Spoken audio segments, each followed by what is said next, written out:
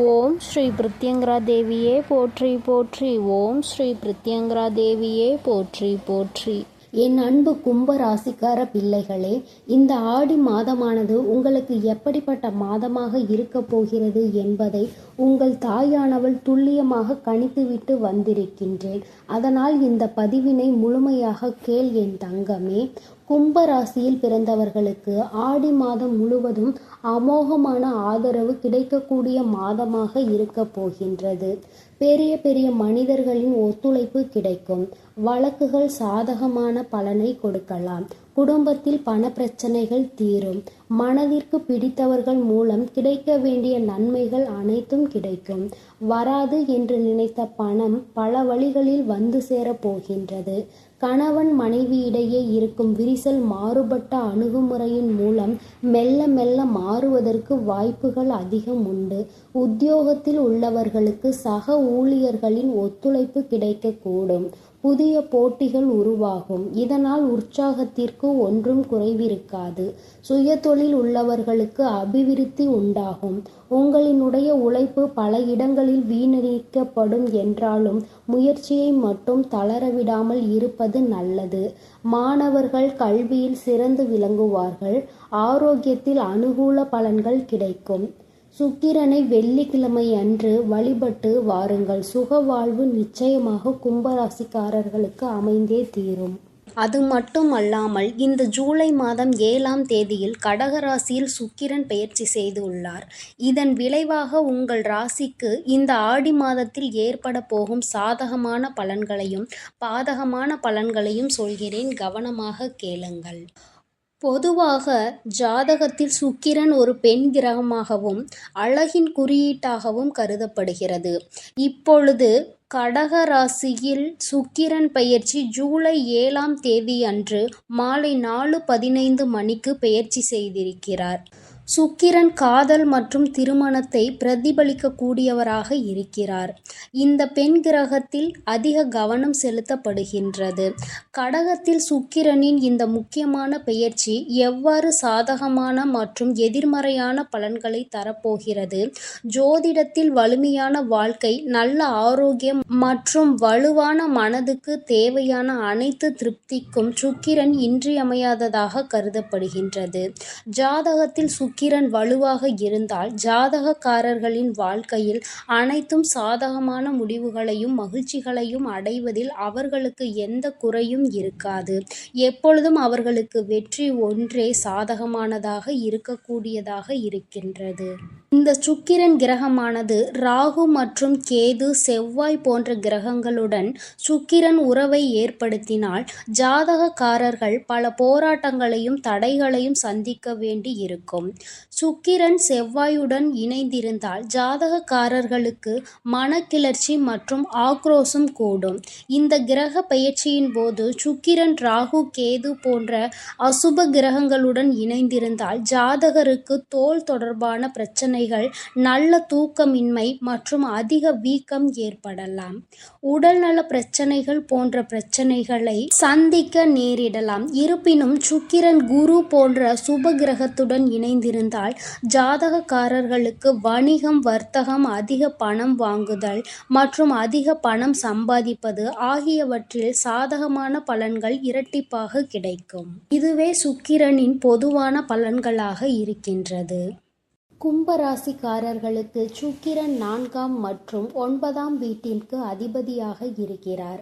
இந்த பெயர்ச்சியின் போது உங்கள் 6ஆம் வீட்டில் பெயர்ச்சித்திருக்கிறார். உங்கள் குடும்பத்தில் பிரச்சனைகள் மற்றும் அதிர்ஷ்டம் இல்லாததை இது குறிக்கிறது. மற்றும் இந்த சூழ்நிலைகள் உங்களுக்கு சாதகமற்றதாக கூட இருக்கலாம். உங்கள் வேலையில் நற்பெயரை இழக்க நேரிடலாம். இது உங்களுக்கு சிக்கலை கூட ஏற்படுத்தலாம். உங்கள் வியாபாரத்தில் மிதமான லாபத்தையே பெறுவீர்கள் மற்றும் உங்கள் போட்டியாளர்களிடமிருந்து நீங்கள் ஆபத்தை சந்திக்க கூட நேரிடலாம். அதிகரிக்கும் செலவுகள் காரணமாக நீங்கள் கடன் வாங்க வேண்டி இருக்கும். இது உங்களுக்கு கூடுதல் மன அழுத்தத்தை உண்டாக்கும். உங்கள் மனைவியுடன் சச்சரவுகளை சந்திக்க நேரிடலாம். உங்கள் இருவருக்குள்ளும் புரிதல் இல்லாததே இதற்கு காரணமாக இருக்கின்றது. உங்கள் தந்தையின் ஆரோக்கியத்திற்கு அதிக பணம் செலவழிக்க வேண்டி இருக்கும். ஆனால் நிச்சயமாக அவர் குணமடைந்து விடுவார். இதன் மூலமாக மன உளைச்சலுக்கு நீங்கள் ஆளாக்கப்பட மாட்டீர்கள். கும்பராசிக்காரர்களே, உங்கள் இஷ்ட தெய்வத்தையும் செவ்வாய்க்கிழமை தோறும் செவ்வாய் கிரகத்திற்கும் யாகம் செய்து வந்தால் நிச்சயமாக ஏற்படும் இன்னல்களில் இருந்து நீங்கள் விலகி நிற்கலாம். என் அன்பு பிள்ளையே, அது மட்டுமின்றி இந்த ஜூலை 11ஆம் தேதியில் கடக ராசியில் சுக்கிரம் உதயம் ஏற்பட்டுள்ளது. இதனால் 12 ராசிக்காரர்களுக்கும் தாக்கம் ஏற்பட்டுள்ளது. உங்கள் ராசிக்கு என்ன பலன்கள் உள்ளது என சொல்கிறேன், கவனமாக கேளுங்கள். பெண்பால் கிரகமான சுக்கிரன் ஜூலை 11 இரவு 7:59 மணிக்கு கடகராசியில் உதயமாகி இருக்கிறார். சுக்கிரன் வளர்ச்சியால் ஜாதகக்காரர்களுக்கு பொதுவாக சுப மற்றும் மகிழ்ச்சியான விஷயங்கள் நடக்க உள்ளன மற்றும் திருமணம் போன்ற சுப பலன்கள் கிடைக்கும். கடக ராசியில் சுக்கிரன் உதயமானது காதல் வகையில் ராசிக்காரர்களுக்கு நல்ல காலம் அமைவதை குறிக்கின்றது. கும்பராசிக்காரர்களுக்கு சுக்கிரன் 4ஆம் மற்றும் 9ஆம் வீட்டிற்கு அதிபதியாக இருக்கிறார். இந்த கடக ராசியில் சுக்கிரன் உதயத்தின் போது உங்களின் 6ஆம் வீட்டில் உதித்திருக்கிறார். உங்கள் குடும்பத்தில் பிரச்சனைகள் மற்றும் அதிர்ஷ்டம் இல்லாததையே இது குறிக்கின்றது. உங்கள் வாழ்க்கையில் வேலை அழுத்தம் அதிகரிக்க கூடலாம் மற்றும் உங்கள் பிரச்சனைகளை நீங்கள் சமாளிக்க முடியாமல் திணறலாம். நீங்கள் லாபத்திற்கு பதிலாக சில கடுமையான இழப்புகளை கூட சந்திக்கலாம்.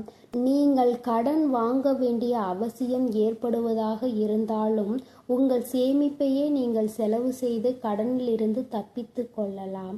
உங்கள் பணம் அனைத்தும் செலவழிக்கப்படும் நேரமாக இது இருக்க போகிறது. உறவு முறையில் சரியான ஒருங்கிணைப்பு இல்லாததால் உங்கள் வாழ்க்கை துணையுடன் மகிழ்ச்சியில் குறைவை நீங்கள் காணப்படலாம்.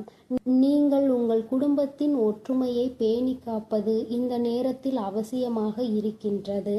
உங்கள் தாயின் ஆரோக்கியத்தில் நீங்கள் எப்பொழுதும் கவனமாக இருக்க வேண்டும். உங்களது ஆரோக்கியம் சீராகவே இருக்கும். உங்கள் தாயின் உடல் நலத்தில் சிறு சிறு தொந்தரவுகள் ஏற்பட வாய்ப்பு இருக்கிறது. இதன் காரணமாக எப்பொழுதும் அவர்களின் மீது ஒரு கண் இருந்து கொண்டே இருக்க வேண்டும்.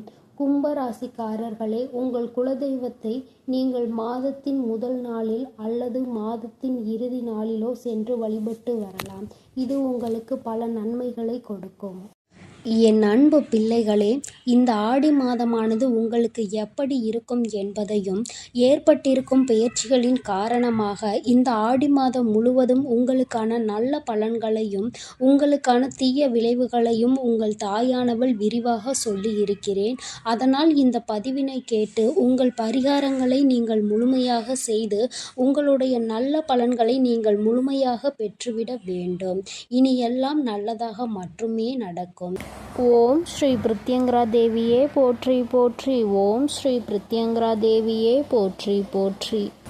ஓம் ஸ்ரீ பிருத்யங்கரா தேவியே போற்றி போற்றி. ஓம் ஸ்ரீ பிருத்யங்கரா தேவியே போற்றி போற்றி.